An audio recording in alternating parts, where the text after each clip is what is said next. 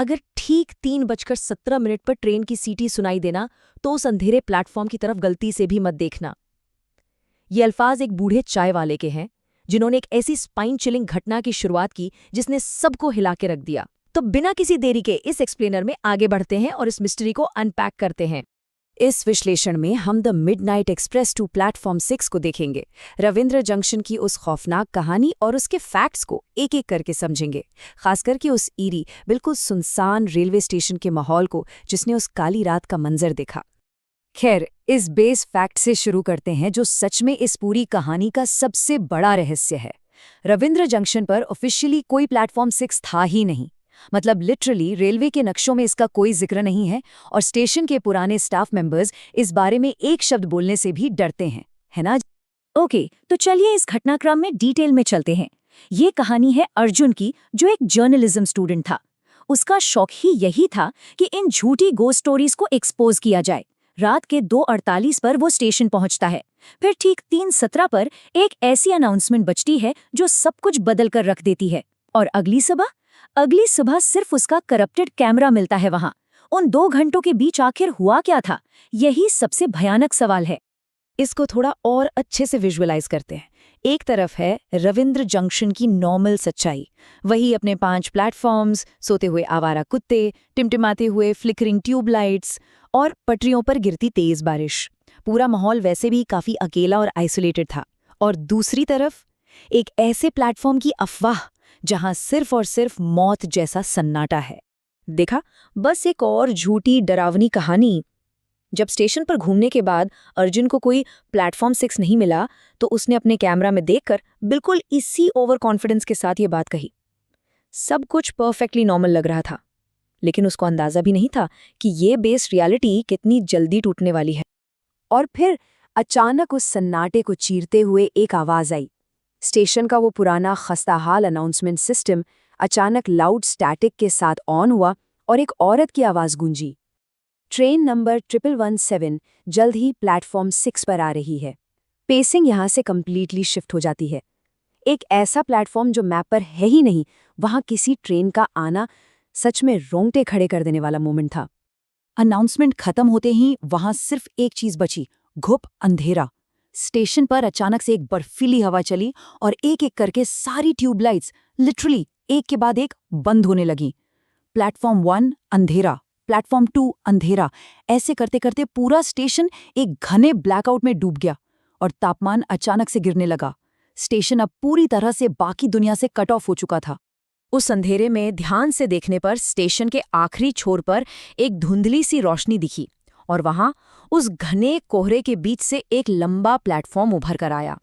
उस पर एक भारी जंग लगा बोर्ड था और उस पर लिखा था प्लेटफॉर्म 6।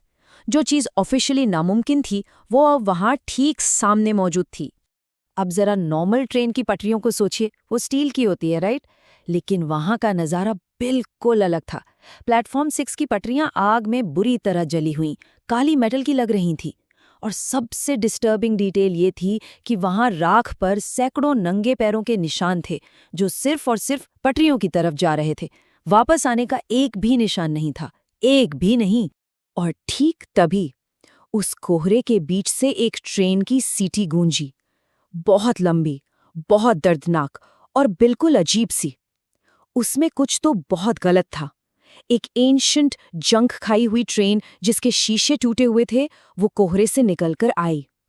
डरावनी बात ये थी कि उसमें से कोई मैकेनिकल आवाज नहीं आ रही थी।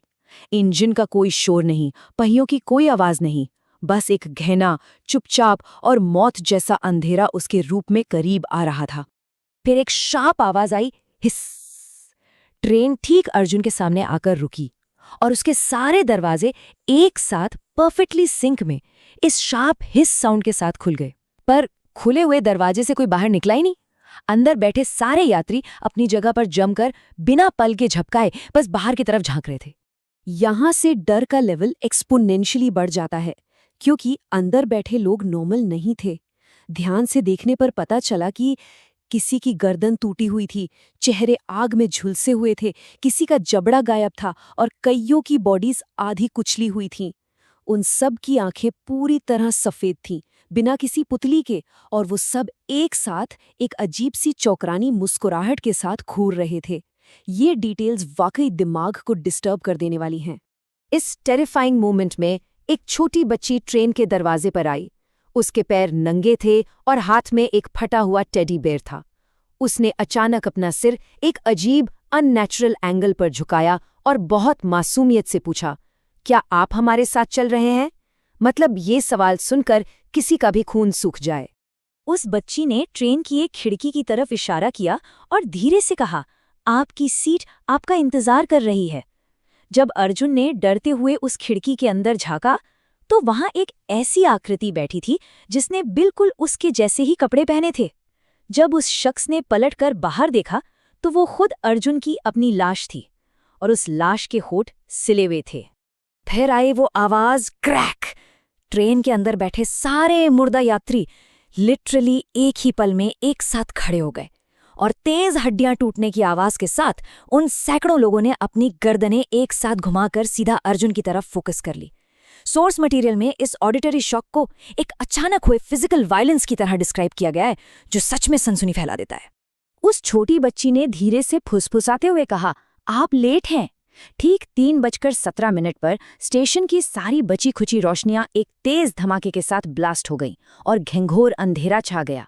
अर्जुन ने भागने की कोशिश की, पर उसने रियलाइज किया कि स्टेशन के एग्जिट डोर्स वहां थे ही नहीं, और जब उसने घड़ियों की तरफ देखा तो स्टेशन की हर घड़ी की सुइयां ठीक 3:17 पर रुकी हुई थी। समय जैसे वहीं जम गया था। तभी उसको पटरियों की ठीक पास एक बुरी तरह जला हुआ रेलवे वर्कर दिखा। इस आदमी ने उस स्टेशन की सबसे डार्क सीक्रेट को रिवील करते हुए कहा, ट्रेन भरी रहनी चाहिए, ये 40 साल पहले क्रैश हुई थी। तो एसेंशियली यही वो कर्स है, क्योंकि 40 साल पहले उस क्रैश में यात्री कभी अपनी मंजिल तक नहीं पहुंचे, इसीलिए वो डूम्ड ट्रेन अपना सफर पूरा करने के लिए हर कुछ सालों में नए पैसेंजर्स ढूंढने वापस आती है।